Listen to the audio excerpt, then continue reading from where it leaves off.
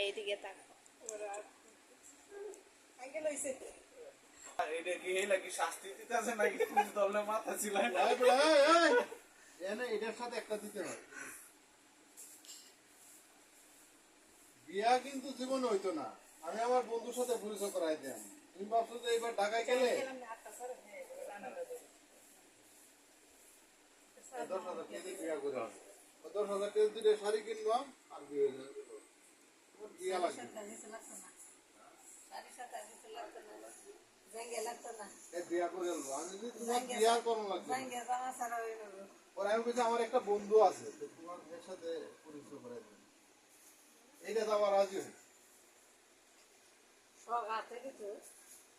আমার কয়ে যে 10,000 টাকা দিয়ে বিয়ে করবে।